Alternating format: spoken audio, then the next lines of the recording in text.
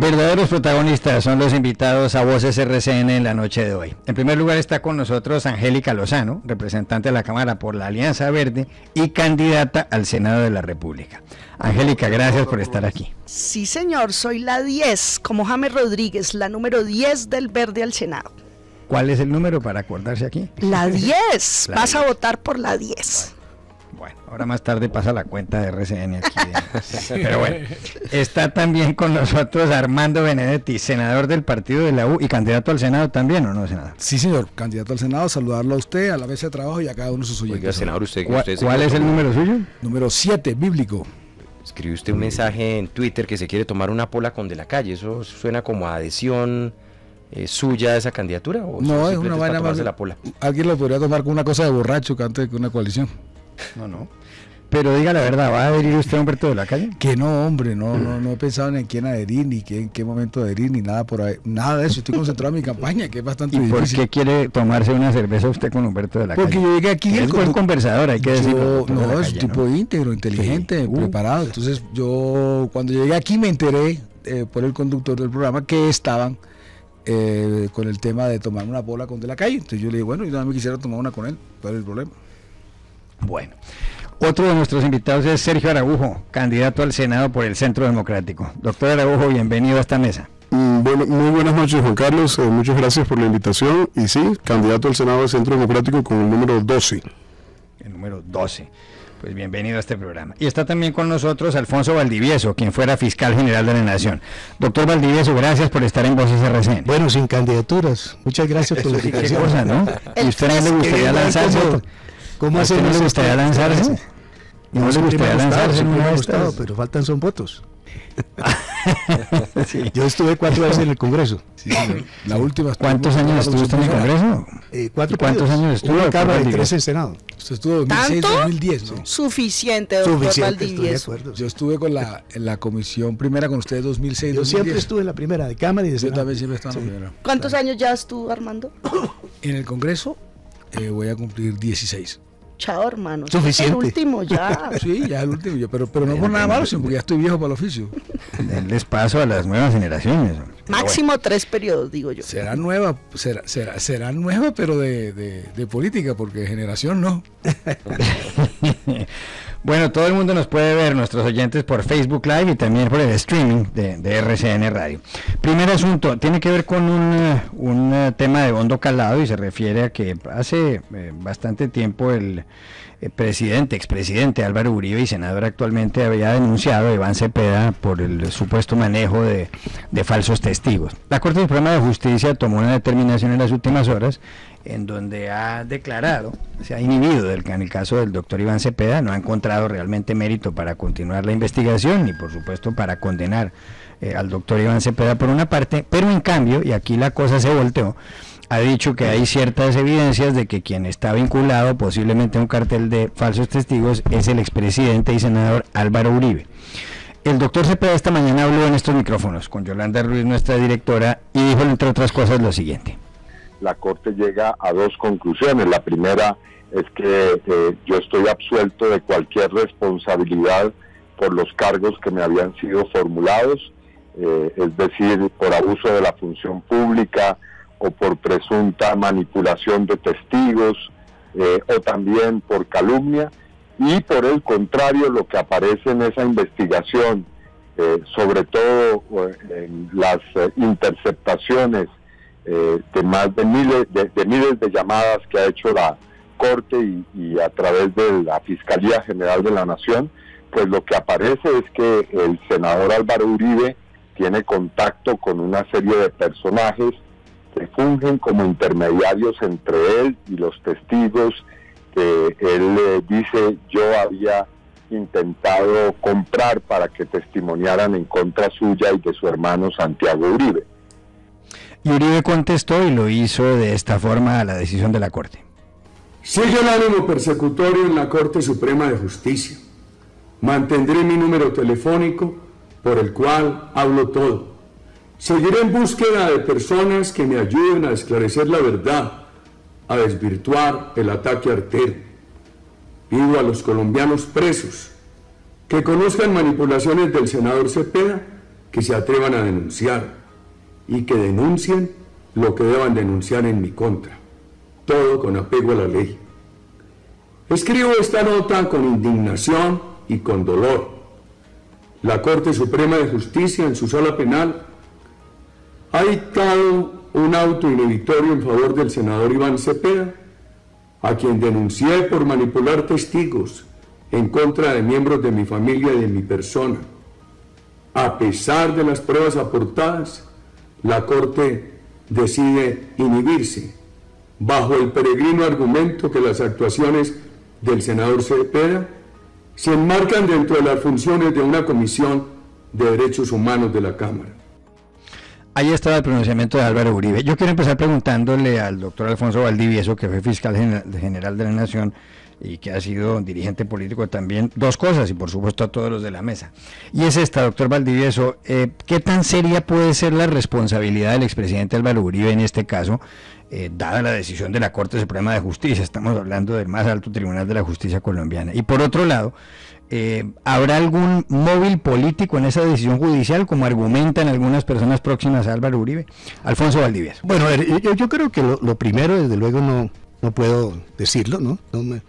No tengo la información, pero aún así, pues, es la misma justicia la que tiene que pronunciarse. Me parece, desde luego, ¿no?, que es muy importante que la justicia opere. Yo, a pesar de todas las dificultades por las que ha pasado, a pesar de los carteles de la toga y demás, yo creo que los colombianos tenemos que ser respetuosos con la justicia y, desde luego, a mí no me gusta, me incomoda, lo siento por el país, me duele que un expresidente maltrate de esa forma a la justicia, especialmente, digamos, en todas las manifestaciones que él ha tenido al respecto cuando fue presidente y ahora que es expresidente, porque cuando habla de un ánimo persecutorio, desde luego, eso es muy grave, que un expresidente se refiere en esos términos, como decir, recordando al ex procurador Alejandro Ordóñez, cuando dijo que el primer triunfo de La Habana, digamos, se lo estaba entregando con la, digamos, decisión del Consejo de Estado destituyéndolo, ¿no? Una especie de delirio de grandeza que desde luego, viniendo de quien venía en ese momento el procurador, pero además ex consejero de Estado, es muy grave. Desde luego que entiendo que el presidente Uribe tiene ese estilo de proceder, pero eso es muy grave. Y espero también, porque me parece que de eso se trata, que se haga una investigación a fondo.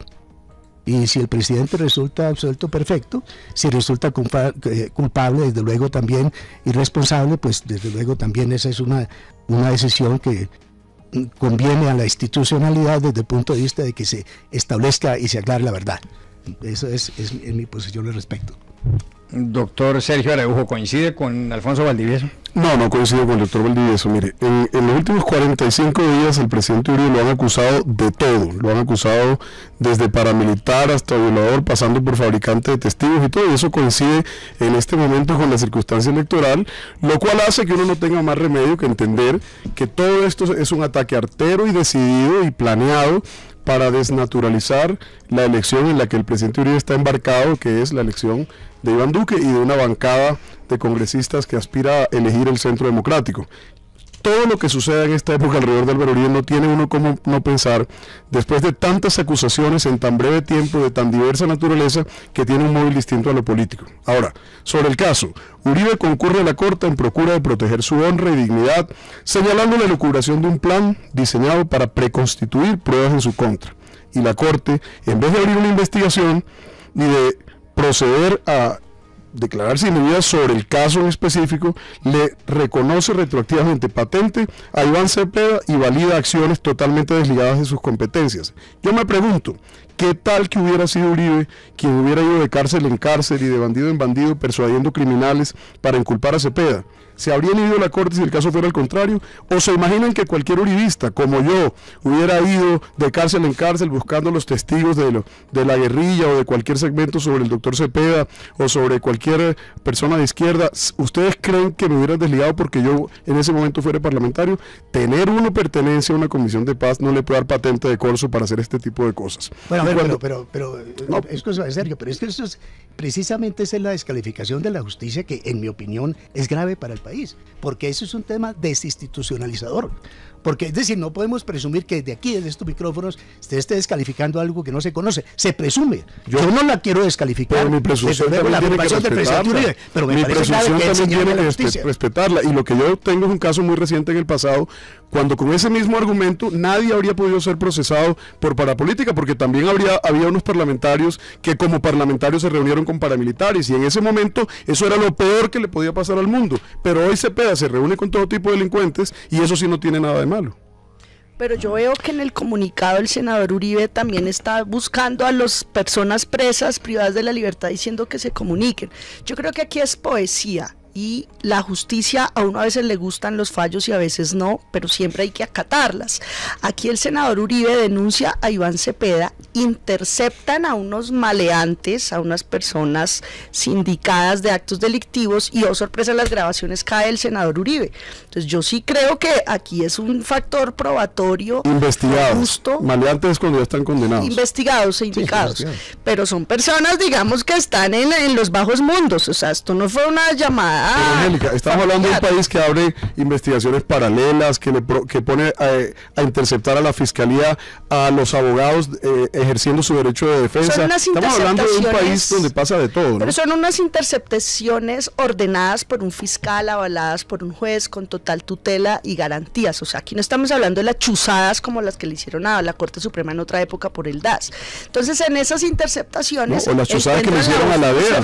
A la DEA también le hicieron chuzadas en el pasado y se les hizo un gobierno que no era al que se refiere este episodio. Aquí ha pasado de Pero todo, mira que tú pedías a Armando que dejara hablar y me interrumpes. Tienes toda la razón, te mando un beso. Celebro porque Iván Cepeda, con quien uno puede tener diferencias, pero ha resistido a toda clase de ataques, y el que sea miembro de la Comisión de Paz, mucha gente de la Comisión de Paz, Ángela María Robledo, Evara, el mismo Roy Leonardo, una función con la búsqueda de se llama Roy, que entre la gente condenada a la política, que en realidad fue concierto para bien difícilmente encuadrada.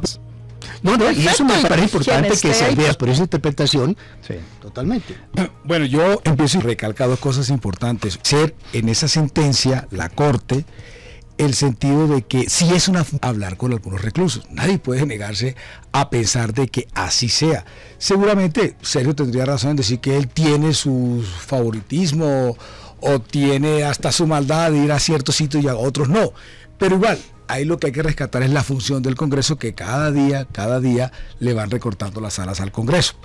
Lo otro es que sale absuelto de que él estuviera ¿cómo que se llama? Manipulando los testigos. Y lo otro que es bastante importante es que el mismo presidente Uribe dice que es apego a la ley, pero después termina hablando como si la Corte fuera un operador político. Yo entiendo, por algunos relatos que dijo Sergio aquí, yo entiendo de que, claro que el presidente Uribe tiene muchos enemigos políticos, pero es que la Corte tú no la puedes poner en el mismo nivel de enemigo político, ni que te está acusando por política, porque además las personas que tenían ese manejo de esa sentencia son de las más serias y las más competentes y las más respetadas dentro de la misma Corte, por la gente de la misma Corte y hacia afuera también. Entonces yo estoy un poco en la vida de decir, no pueden poner a la Corte Suprema como si fuera un operador, un contradictor político o alguien que está emitiendo un concepto, porque varias de los que relató o hizo el inventario de Sergio corresponden a personas. Esta es la Corte Suprema, que además de que hubo un ponente y hubo una discusión y hubo un fallo, usted no puede llevar ese tipo de institucionalidad a como si alguien más estuviera opinando o fuera un tema personal o algo por el estilo. Es la Corte, que puede tener algunas equivocaciones. Sí, es posible que el presidente Uribe pueda señalar algún tipo de equivocaciones, pero en este caso no. En este caso es otro tema. Otra cosa es si hubiera una acusación, si hubiera una compulsa de copias de la fiscalía al otro, que la gente siempre cree que compulsa es una especie de acusación, es un envío, es un traslado solamente. Y hay que investigarlo, hay que investigarlo. Ahora, lo otro, perdón, yo también quiero sobre esto advertir que entiendo que este proceso se inició por allá en el año 2012. 14, creo. 6 años. Y el pronunciamiento en pleno momento. No, por eso, 12. Fue en el 14 si no estoy mal. No, era Vivian Morales la fiscal. 12, con el 2014. Ah, bueno, porque en ese momento también habían unas elecciones. Y en ese momento hubieran podido también realizar pues una estrategia política de la cual yo dudo, porque usted me acaba de hacer en cuenta. Primero un titular de apertura y luego otro con con la providencia. No, pero la apertura fue a la denuncia que colocó el presidente Uribe, es lo que yo entiendo. Claro, a Cepeda es el que han perseguido todos estos y entonces años hubieran con podido en ese momento. Cepeda es un perseguido, ok. En ese momento, no, digo yo, en ese momento. Testigos falsos sí, durante O sea, años. no ha ido a visitar paramilitares. Durante ni ha años pedido a han nadie sostenido que él manipuló testigos. Aquí hay Es que un mira, acto de Angélica, la Corte Angélica, Suprema. mira, es que yo voy a volver a decir lo que dije hace un rato. En el pasado la Corte no le confirió al fuero de los congresistas la facultad de, por pertenecer a una comisión de paz, dejar de considerar que hablar, reunirse o estar con criminales, y en este caso específico paramilitares, pudiera ¿Dentro de la cárcel? Dentro de la cárcel, ni fuera de la cárcel, ni en ninguna forma. Yo no estoy de acuerdo con Sergio. Yo creo que la Corte, la Corte y la justicia en general debe reconocer esa condición, porque esas comisiones, en un momento determinado, digamos, han venido sufriendo el señalamiento de la justicia sin que hubieran sido. Esas comisiones no son unas comisiones alegres que sacan por una resolución, son comisiones que tienen el mismo carácter constitucional y están reglamentadas. Armando, yo estoy de acuerdo contigo, estoy de acuerdo contigo, pero la Corte no lo reconoció antes. Pero Sergio, yo quiero que los oyentes. Ese es el problema, el doble rasero. Yo creo que los oyentes sepan, la Comisión de Paz está integrada por gente de todas las bancadas y no hay una sesión ni una audiencia individual ni íntima. Hay acta, la secretaria se llama Adriana, es una muchacha del externado, Adriana Inestrosa, pilísima. No la maneja un individuo, siempre es un grupo plural. Yo fui a Tumaco a una sesión de la Comisión de Paz. Me encanta esa aclaración porque yo lo sé, me encanta esa aclaración porque me permite decir otra cosa. Quiero saber si cuando el doctor Cepeda iba a la cárcel, iba con toda la comisión o iba solo. Porque es que no puede ser que uno solo sea la comisión. Por eso, de si paz. hablan de la Comisión de Paz, exacta. No, pero pueden dictar comisiones, pueden comisionar a alguien. Importantísimo saber si había comisiones que fueran a hablar de eso. No, pero eso lo aclara la justicia y eso es lo que, entiendo yo, investigó la Corte Suprema y tomó una decisión informada, calificada. Desde luego uno desde aquí puede decir que no hizo bien, pero yo creo en la labor de la justicia. Lo otro lo tiene que investigar. Eso no significa que al presidente ya se le esté, digamos, prejuzgando, se esté considerando que es culpable, pero pues lo que no me parece a mí es que él pueda decir que ha sido una decisión persecutoria, porque eso me parece que es desinstitucionalizar el país, que es lo que ha venido sucediendo en los señalamientos. Claro que sí. Bueno, tenemos que ir a una pausa y ya continuamos con este tema. 7:33. Continuamos en Voces RCN. Seguimos en Voces RCN con Angélica Lozano y Armando Benedetti, también con Sergio Araujo y Alfonso Valdivieso Sarmiento, y hablábamos desde el principio de este debate acerca de la decisión de la Corte Suprema de Justicia con respecto a Iván Cepeda y al expresidente Álvaro Uribe, y pedía la palabra antes de la pausa Armando Benedetti, y la tiene, senador. No, si quieres seguir para otro tema, yo lo que quería recalcar lo que quería recalcar era cómo los medios de comunicación ayer registraron la noticia de la que estábamos comentando ahorita, lo cual le daba una contundencia y una fuerza muy grande a esa parte que reclamaba el doctor Valdivieso, el tema institucional, que es la Corte Suprema la que está compulsando copias a sí misma, porque finalmente la compulsa de copias es entre ellos. Porque la competencia es entre ellos. Entonces yo me quedé un poco sorprendido de el registro que le dieron los medios de comunicación, por ejemplo El Tiempo, el mismo Heraldo, otros países, otros periódicos regionales, lo mismo que los .com, etcétera. Le quiero insistir que ese inusitado registro tan amplio parecería estar, es una cosa sugerente que nunca había pasado en contra del doctor Álvaro Uribe, a veces había pasado contra el presidente Uribe en algunos medios, y pero esta vez fue bastante grande, por lo que parecería que los medios de comunicación por primera vez todos están de acuerdo en que había que era una noticia importante, que era un expresidente y que era por parte de la Corte Suprema, sobre todo porque era por parte de la Corte Suprema. Una Suprema. Compulsa de la Corte a la Corte y en plena debate electoral. Con audios. Pero además con el doble rasero de que en el pasado eso no se tuvo en cuenta, es decir, la pertenencia a la Comisión de Paz, etcétera, etcétera, y ahora sí. Todo eso es bien sospechoso. Bueno. Alejandro Villegas quiere plantear el segundo asunto. Es que quiero además preguntarle también al doctor Araujo por qué aparece permanentemente este tema de los testigos, de los paramilitares, porque recordando está lo del caso de Suaza, que lo menciona la revista Semana en el .com, también el caso de Job, de estos supuestos, esta supuesta información que iban a llevarle al presidente de la República y demás. ¿Por qué se vuelve esto recurrente y particularmente en contra del expresidente Uribe. No, lo recurrente es que hay unos criminales presos que fueron presos en el gobierno de Álvaro Uribe por una política de sometimiento a la justicia que hizo que los criminales pasaran a la cárcel. Y pensar ahora que los criminales son unos angelitos que están hablando de denuncias y no ver que hay una retaliación contenida en ello y que de eso se está aprovechando la contraparte ideológica del presidente Álvaro Uribe, pues es no entender lo que ha pasado aquí, porque es que esa gente no estaba en el Cartagena Hilton ni en ningún resort, estaban en la cárcel, y en la cárcel los puso fue Álvaro Uribe.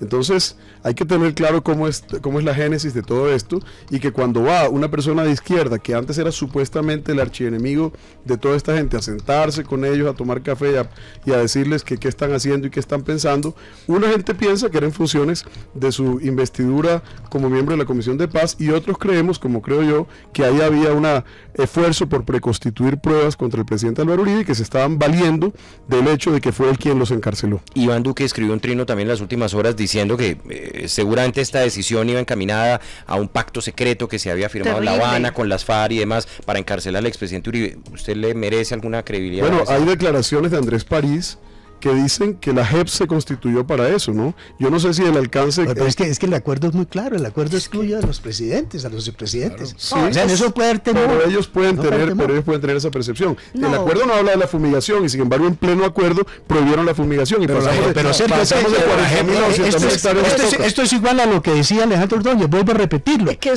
era el triunfo que obtuvieron los de La Habana, era que el presidente y que la FARC, mentiras. Yo quiero expresar algo, si me parece fantasía. ¿Hay 200.000 hectáreas de coca o no? Pero, bueno, no, yo me refiero a que Sergio hoy está orioso. El trofeo que se les entrega.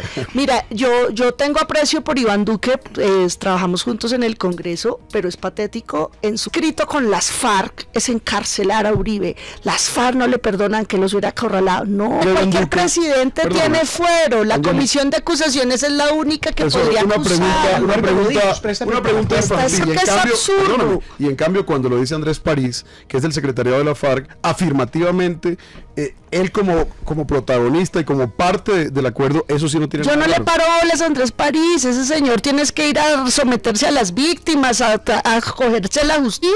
Su palabra, a mí la verdad, no me vale lo mismo que la de un candidato presidencial. Yo quiero hacer caer en cuenta algo aquí, sobre todo a Sergio. Pero de quinta. Que es en el sentido, a ver, aquí siempre nos vendieron el cuento de que el pacto secreto, del castrochavismo, primero ya ni en tiempo ni en espacio, ni Castro ni Chávez está vivo.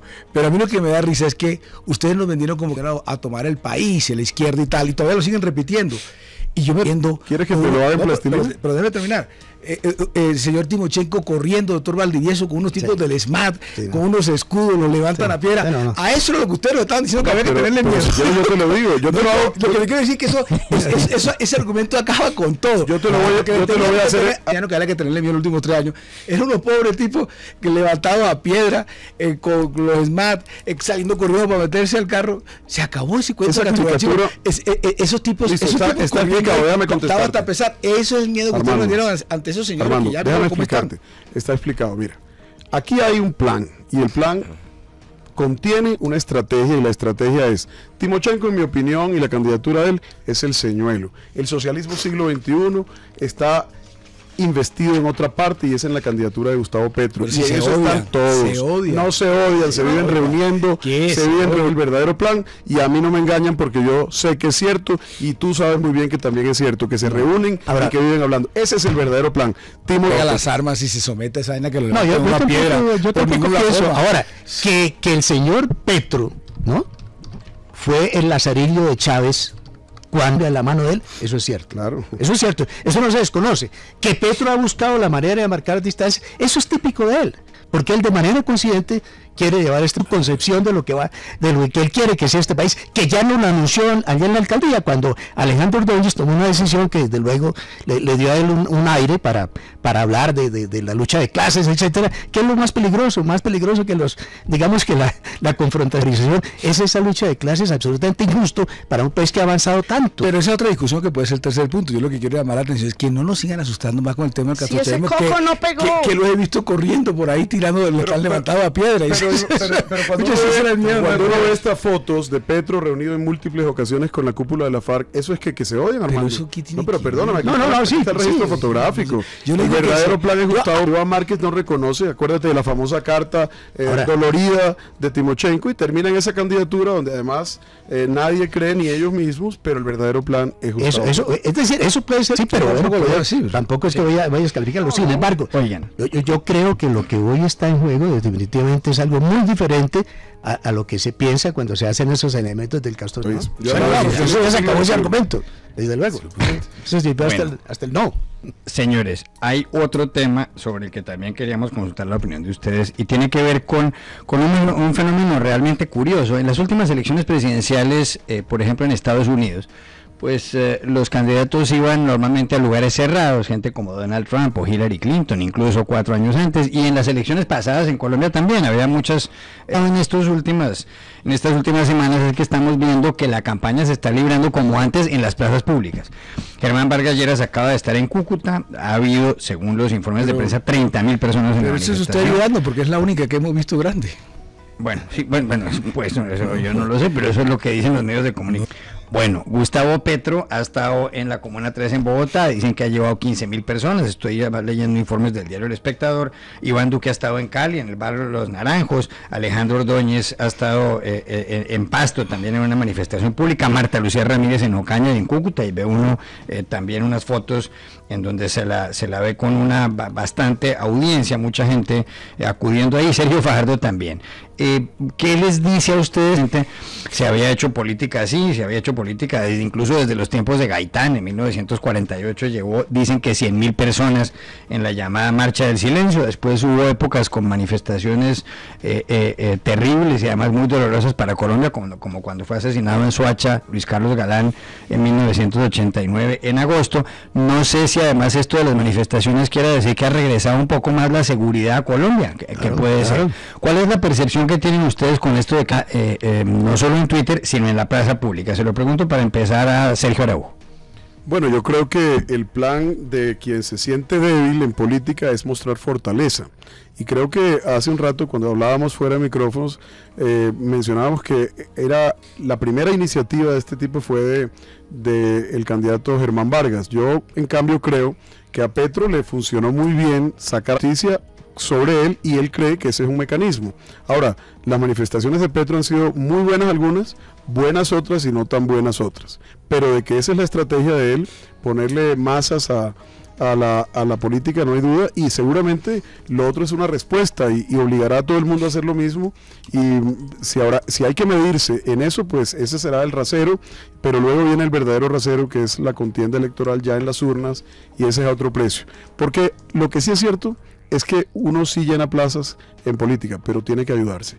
En Valledupar, por ejemplo, el doctor Gustavo Petro llenó 5 octavos de plaza, pero esos 5 octavos de plaza tenían 30 y pico de buses parqueados a unas pocas cuadras, y el que difiera, le muestro el video porque ahí hay grabación y hay registro de eso. La gente sí llegó caminando, pero de 5 cuadras. Eso todo se puede hacer. La plaza pública se puede llenar, con música se llena, con transporte se llena, y se puede hacer también con propuestas. Si ese es el mecanismo, a eso iremos. Y hay toda la combatividad y todo el deseo de salir a la plaza pública, si eso es lo que la gente quiere. Yo creo que hoy en día, sin duda alguna, quedamos en ese parámetro, y a ese parámetro le podemos jugar también. Angélica Lozano. Interesante, celebro que la gente se esté movilizando. Yo veo las fotos de lo de Petro y qué chévere que la gente por todo el país esté saliendo. Se ve un contraste con las imágenes de Vargas, donde muestra el poder del billete. Ahí se ve la gente uniformadita con la cachucha del mismo color, la camiseta, la bomba plástica, no sé qué. Dicen efectivamente que en Cúcuta eso se organizó desde la cárcel, que lo organizó el exalcalde Ramiro Suárez. Exalcalde no, dueño de Norte Santander. El dueño, el exalcalde preso y el amo y rey de Norte Santander. Sí, señor. Obvio. Eso cuentan Suárez, los amigos desde Cúcuta, sí, señor, que él era el PMU básicamente de esa manifestación. Yo las miro con respeto, las celebraciones, las congregaciones espontáneas. Mi campaña es en la calle, yo soy la 10 del Senado, más humilde, nada de presidencia. Yo voy al Senado y voy en la calle entregando mi papelito, mi presentando mi propuesta, y me llama la atención que me cruzo muy pocas campañas en la calle, está como muy frío todavía, y eso es raro. Estamos a 3 semanas de elecciones, gracias a los oyentes que bajan la ventanilla y reciben con emoción nuestro periódico. Alfonso Valdivieso. Bueno, yo sí creo que en parte, como lo mencionaba Carlos, que hoy estamos en una situación de mayor tranquilidad. Me acuerdo mucho de las manifestaciones en la campaña muy corta, muy fugaz de César Gaviria, luego de la muerte de Jaime Pardo en el 87, de Galán en el 89, ese magnicidio, de la muerte desde luego de Pizarro y de Bernardo Jaramillo. Eran primero reuniones públicas que cuando se podían hacer se convocaban en secreto prácticamente, ¿no? Que cuando se hacían en el recinto cerrado tenían inclusive seguridad, como por decir algo, helicópteros rondando el sitio donde nos estábamos reuniendo, y eso fue desde luego una etapa que no queremos volver a recordar. Hoy las circunstancias han cambiado. Ahora, a mí me parece importante que existan esas manifestaciones. No creo en la versión de que haya sido desde la cárcel que se manejó la reunión de Vargas. Vargas desde luego mueve mucha gente, él es una persona que tiene un carisma y una capacidad de convocatoria, y también otros candidatos la tienen, y eso no me parece malo. Lo que sí me llama la atención en esta campaña es que las candidaturas al Congreso no han tenido la misma posibilidad de tener un registro mediático como las tienen hoy las candidaturas a la presidencia, en un momento en el cual, desde luego, salvo las consultas, esas campañas presidenciales no han arrancado. Son 2 meses y medio de campaña presidencial a partir del 11 de marzo hasta la primera vuelta, y ahí vamos a ver las candidaturas presidenciales, pero se han mantenido prácticamente ocultas y sin mucho registro en los medios, y eso me preocupa porque Colombia necesita un excelente Congreso. Aquí está la 10 del verde. Y aquí el 12. A ver, yo quiero empezar por un poquito más atrás. En los años 80-90, la masa tenía una función muy importante, para ponerlo en un tema más coloquial, en un partido de fútbol. La masa se refiere a nosotros, pues. No, la masa según algunos semiólogos. Lo que le quiero decir es que en los años 80-90 se hablaba mal de la masa porque el individuo se perdía dentro de esa masa. Y si en esa época esa masa podía vitorear equipos de fútbol, y si el árbitro hacía alguna cosa salían a la calle y tenía un poder real. Y siempre se nos enseñó que esa masa era mala porque el individuo se perdía. Llegaron las épocas de las redes sociales. Entonces todo el mundo le adjudica muchas cosas a las redes sociales, y entre esas cosas uno puede decir que el 95% de las cosas que existen en las redes sociales son tontas. Una vez quisiera hacer, y están masificadas también. Por eso, sí, pero para allá voy. Manipuladas. Pero no están tan masificadas, fíjese, doctor Valdivieso, que para llamar a crítica. En las redes sociales alguien puede estar ahorita pendiente de un tema muy importante, y a las 2 minutos estaba pendiente de los senos de las Kardashian, y a los 3 minutos del gol de Ronaldo. Lo que le quiero decir es que esas redes sociales son muy efímeras. Antes estoy seguro que su mamá y nuestros abuelos, Juan Carlos, tenían pudor y vergüenza de que no querían que el vecino supiera absolutamente nada de la familia. Ahora todo el mundo se encuera en las redes sociales, quieren mostrarse inteligentes, dicen cualquier defecto que tengan para con tal de clasificar en un like y cosas por el estilo.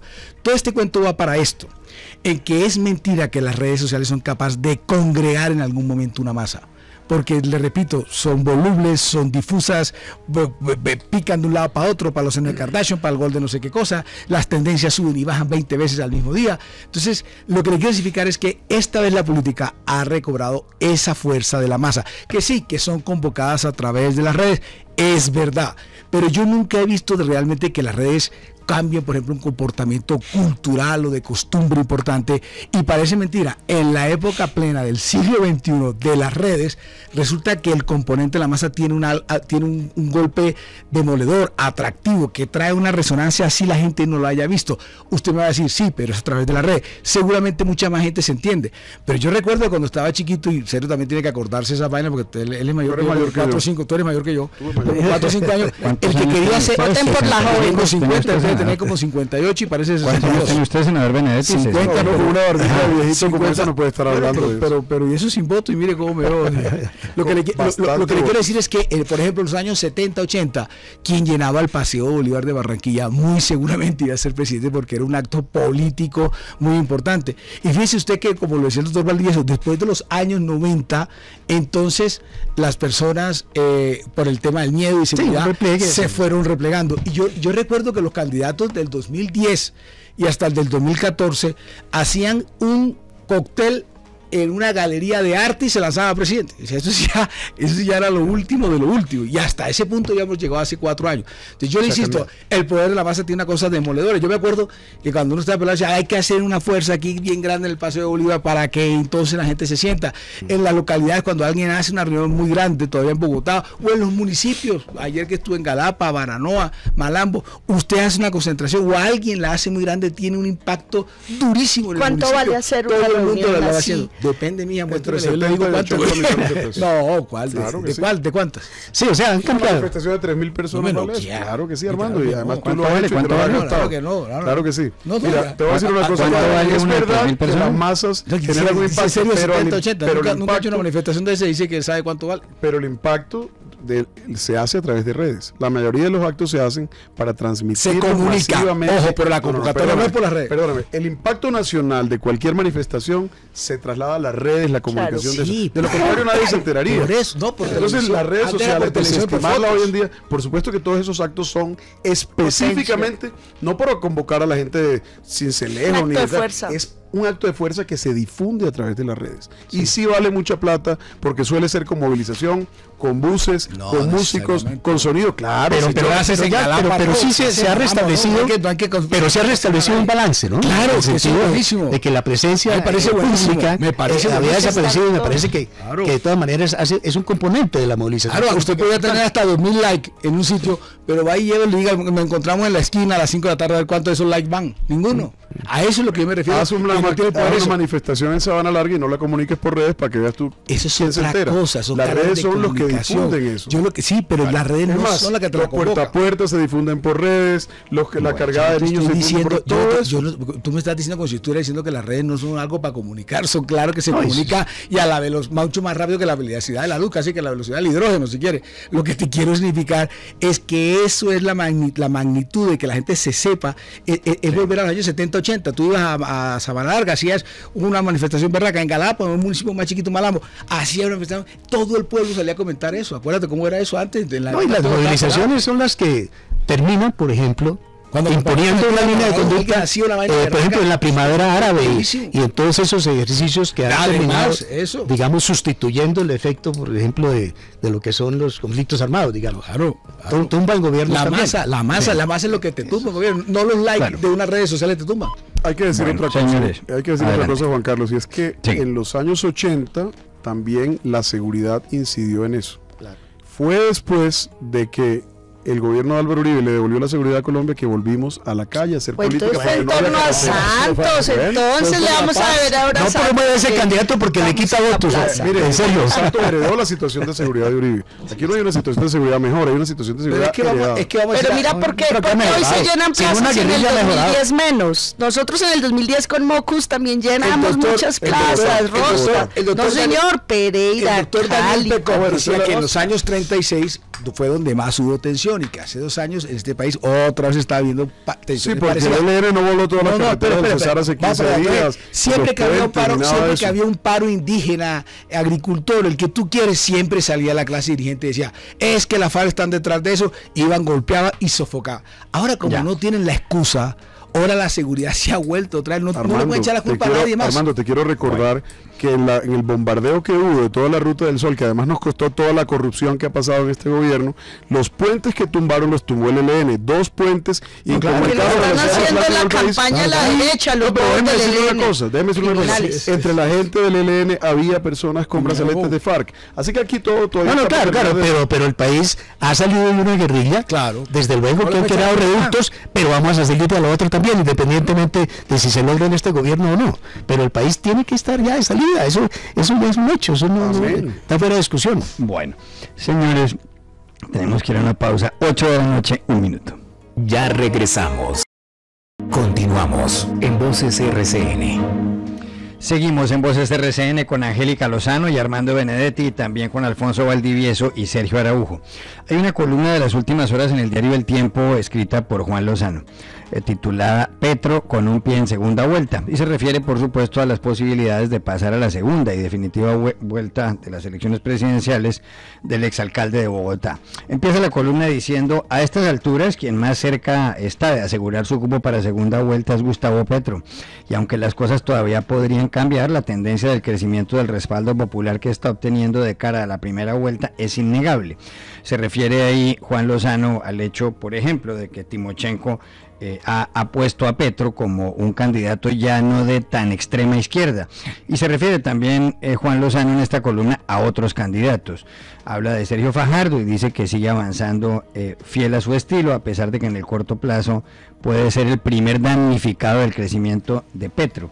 Se refiere también Juan Lozano a la coalición de Pastrana y Uribe, y dice que ahí está Marta Lucía Ramírez, Iván Duque y Alejandro Ordóñez, pero que el hecho de que no exista un candidato claro, pues dilata un crecimiento fuerte en las encuestas. Y más adelante menciona lo siguiente, dice: en este contexto, mientras otros se dedican a seguir peleando con Santos, quien se está proyectando explícitamente como el más caracterizado rival de Gustavo Petro es Germán Vargas Lleras, quien viene adelantando, juiciosos documentos en mano, una campaña fértil en materia de propuestas y agenda de gobierno, mostrando experiencia y prometiendo futuro.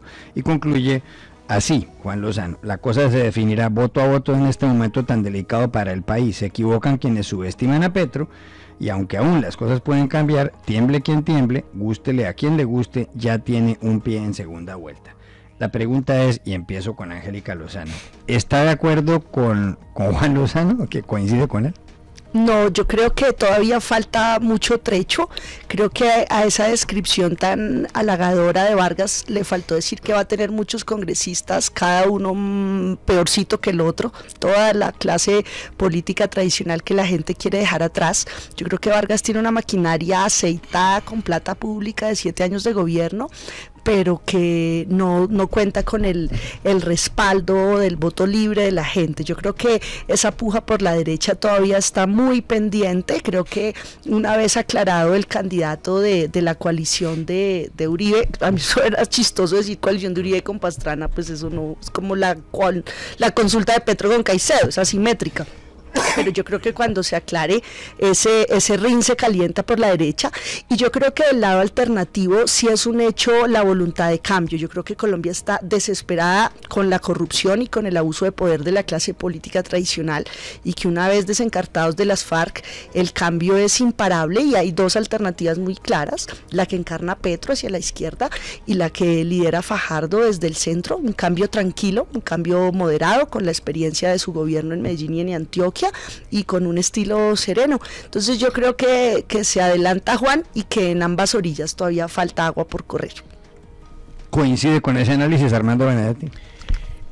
No, yo quisiera llevarlo un poquitico más allá. A ver, para usted ser presidente en este país, usted tiene que tener 2 de las 3 principales regiones. ¿Cuáles son? Una es el Caribe, la otra es Bogotá y otra es Antioquia. Y yo creo que Petro ya está en la segunda vuelta, ahí sí coincido, pero básicamente porque él va de primero en la costa Caribe, de primero en Bogotá, y Fajardo va de primero. Entonces uno podría pensar que ellos dos son los que van a pasar a la segunda vuelta. Pero como estamos hablando de Petro, por lo sé de buena fuente o por lo que usted quiera, a él le interesa pasar más con Vargas Lleras. Por eso él siempre le está contestando a Vargas, porque sabe que se podría polarizar. Y él en un debate muy seguramente revolcaría a ese candidato o a cualquier otro. Al que menos le conviene a Petro que pase a segunda vuelta es Fajardo, porque Fajardo sí le comería o se apropiaría de todo ese progresismo, todas esas personas de filosofía liberal y tal. Entonces ahí es donde está el dilema. Pero, como lo decía Angélica, falta ahora la consulta del 11 de marzo. La consulta del 11 de marzo va a ser el Centro Democrático va a ser muy importante, porque de acuerdo al número de votos que saque o quien gane ahí, muy seguramente puede catapultarse para irse a la segunda vuelta. O O sea que esos son los 3 candidatos a llevar. Vargas tiene fincadas sus esperanzas en un gran número de parlamentarios. Yo no sé cuánto vaya a costar ese gran número de parlamentarios. 40 senadores te pueden costar no menos de 40.000. Y no es para que te tumben ni nada de esas cosas, sino que va a ser muy difícil. También coincido con Angélica, para ser presidente de la República usted necesita más o menos unos 9 millones de votos. La maquinaria nomás te puede dar 4. De pronto te da para pasar a la segunda vuelta.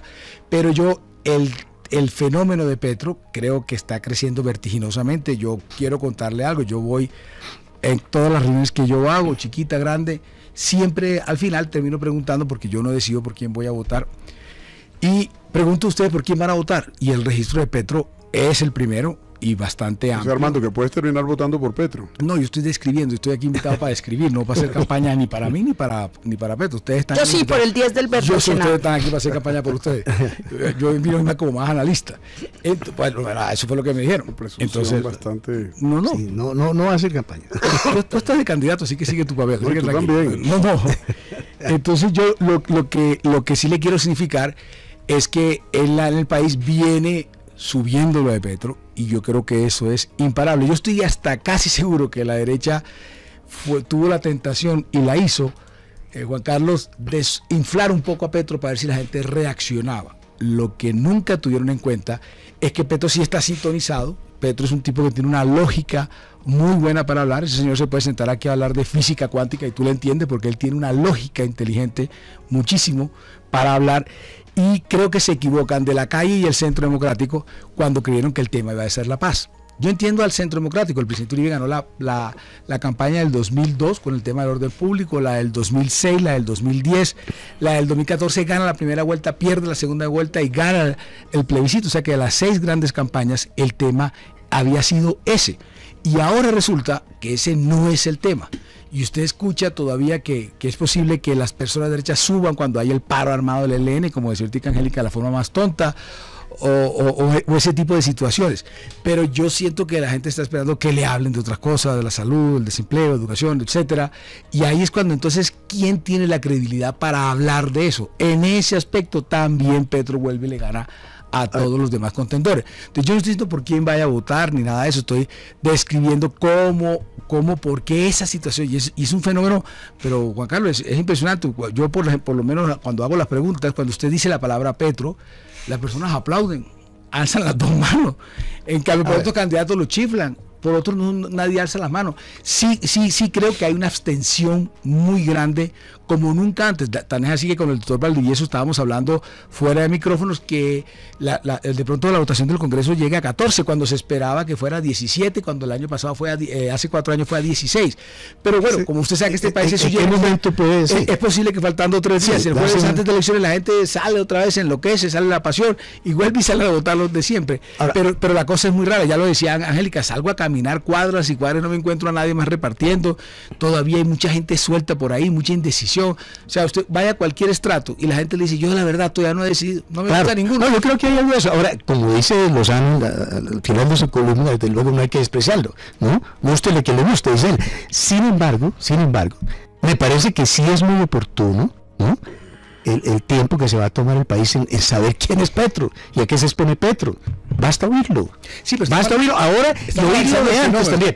Y entonces, yo le decía algo al doctor Valdivieso que él me dijo con un tema importante, Juan Carlos, que yo le dije aquí fuera del micrófono y me dijo que sí, porque yo no vi ese fenómeno, pero gente que vio el fenómeno dice que está pareciendo algo parecido a cuando Gustavo Rojas Pinilla, la ANAPO, empezó a crecer, que el fenómeno es muy parecido. Se sentaba en un sitio, se reunía la gente, decía que iban a caminar por acá, terminaba una manifestación, un fervor popular, que eso es lo que yo claro, bueno, discutiblemente. Sin embargo, aquí sí entra en juego muchos elementos, ¿no? O sea, yo digo su alcaldía. A mí me parece muy importante, claro, y es un tema que hay que mirarlo en mucho detalle, y hay un tema que hay que ver en la óptica de lo que está haciéndose hoy en Bogotá, y te cuento, es decir, puede que se desacredite. Pero mire para el tema de la alcaldía, sí, porque es un tema recurrente todo el tiempo. El tema de la alcaldía es que él sale elegido con el 31 o el 32% de la gente que vota, que es el 60%. También, como Peñalosa. Eso, pero sale elegido con 31 o 32% del 60%. O sea, eso viene siendo plata blanca de verdad, 20%. Sí, sí. Pero cuando el tipo se va, la favorabilidad de él es 31, 32. No perdió nada. O sea que no perdió nada. Claro, y eso en Bogotá mal contado son 500.000 votos. Pero porque él de todas maneras tiene la habilidad para manejar, dijéramos, unos elementos que desde luego son los que van a ser hoy, ¿no?, objeto de un escrutinio, no hoy, sino cuando comience la campaña, que es el 12 de marzo. Y tenemos 2 meses y medio de campaña. A mí sí me parece muy importante, en todo caso, que eso se registre hoy. No digo que, no estoy de acuerdo con que dice Armando, que se han inflado las cifras para que Petro asuste. Al principio. Sin embargo, creo que también hay que reconocer que una persona con esas características, desde luego, se expone también a todo lo que se viene en una campaña donde hay claridad de lo que él representa, ¿sí?, como una verdadera amenaza, no al establecimiento, que es una bobada, tiene que ver cómo lo manejan. Claro, pero que no es un establecimiento, sino son unas personas que pensamos que este país debe tener de alguna manera una certeza sobre que no lo vamos a llevar y no lo vamos a dejar que llegue el abismo, como es la gran amenaza de Petro, y eso es lo que yo digo que hay que hacer. Yo no me considero el establecimiento, ni me faltaba, sino me considero un colombiano que busca desde luego por todos los medios que el país sea sensato para no dejar esto en manos de la persona que ya demostró que tiene y que le pone ese riesgo a Colombia. Un oyente les manda a decir esto por Twitter. Este es un chico guajiro, Miller Choles, escribe: el problema de todos contra Petro es que lo están inflando, lo están fortaleciendo. Mire, llevamos un rato aquí hablando de él. No, porque lo estamos diciendo, yo no lo desprecio.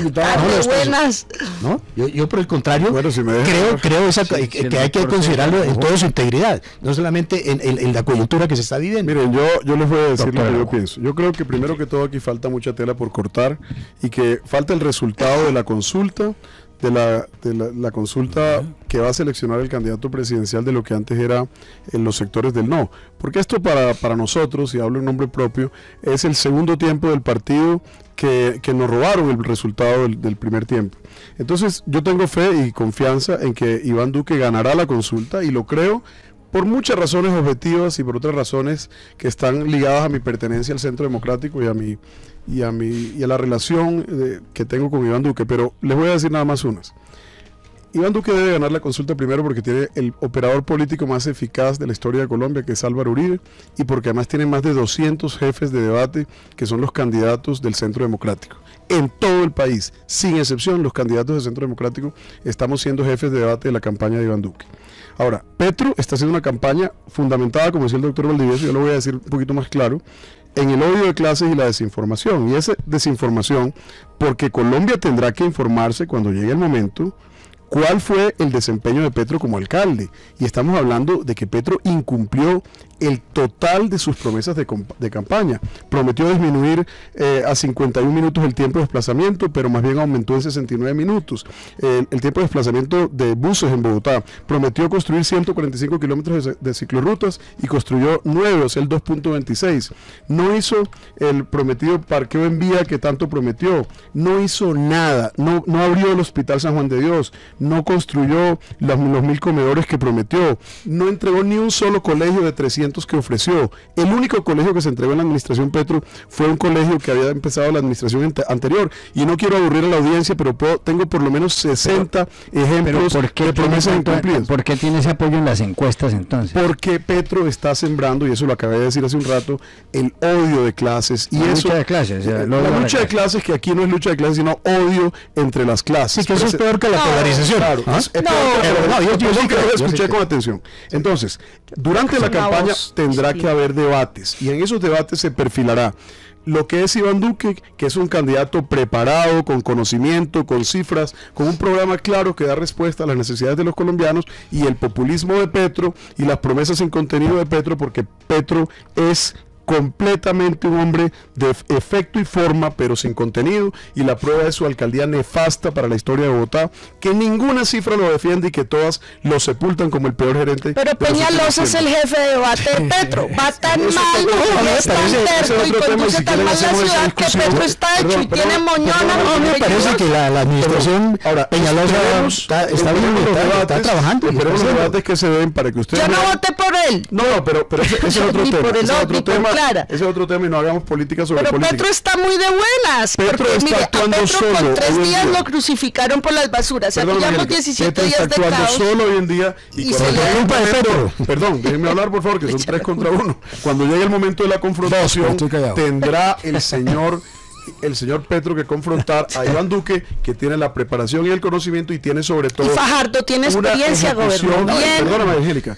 Tiene la ejecución, la nefasta ejecución de Petro como alcalde, que le va a valer a Bogotá nada más y nada menos que cerca de $1 billón, nada más la mala planeación del sistema integrado de transporte y tantas otras cosas que me podría extender diciendo, y esos tendrán que enterarse los colombianos, porque con odio de clase solamente no se gana una elección, y yo sí me muero por ver a un hombre como Iván Duque debatiendo con Petro, pues, y hasta ahí llegar. Espero que se lo hagan enterar bien a los colombianos, porque como lo hagan como lo están haciendo ahora, le están haciendo campaña, se va a subir al 60%. Claro. Pero yo no sé un comentario. ¿Por qué ustedes hablan de una lucha de clases? Este es un país desigual. Colombia está entre los 10 países más desiguales del mundo. Solamente nos pasa a Haití. Pero eso no es un tema. Pero parafraseemos adecuadamente. Yo no estoy hablando de lucha. Aquí no hay lucha. Aquí lo que hay es odio sembrado por la candidatura del señor Petro. Pero es que contra quien. Yo recojo tus palabras, pero termino en otro punto. Es que la gente en Colombia anda con una ira. Yo no voy a empezar aquí un debate si justificado o no justificado. Pero la ira, Juan Carlos, contra el vecino, contra el señor de la tienda, y obviamente 10.000 veces mucho más contra la clase política o lo que llaman establecimiento. Para ellos, cualquier persona que tenga un supermercado es establecimiento. Si alguien tiene 300 mudas de carro, eso no es establecimiento para esas personas. Y lo que está pasando y que se viene viendo, doctor Valdivieso, creo que una vez lo hablamos aquí, Juan Carlos, de que la gente anda brava, anda con una ira autodestructiva, triste, además, y esa es la que está recogiendo. No, ahora, estamos hablando de un país, desde luego, desigual. Y ese es un tema muy difícil de corregir en el corto y en el mediano plazo. Lo que sí se ha logrado en Colombia es superar mucho la pobreza, y eso es un hecho, no de este ni del anterior gobierno. Eso es algo progresivo que hemos ganado los colombianos, eso es muy importante, especialmente que salga de la pobreza la gente y se quede, digamos, en un nivel superior, y que sean unas circunstancias, digamos, consolidadas. Pero mire, Sergio, yo creo que ya el tiempo se acabó. Yo sigo pensando que ese es un argumento peregrino, decir que nos robaron el resultado del 2 de octubre del 2016. No, señor, es que ¿cuál era la consecuencia de un plebiscito? Eso debe tener absoluta claridad. Nunca un plebiscito se traduce en que se aprueben normas. Así es. El plebiscito es una opinión. Pero es que hay que decirlo. No lo prometió. Él cometió el error. Puede que sea un error, pero es un error político. El error de convocar el plebiscito. Y lo burló. No su propio error.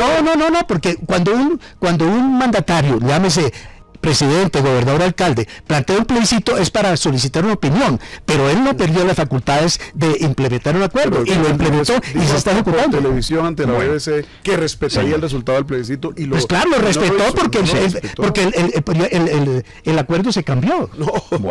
Pero señores, se cambió, 25 páginas.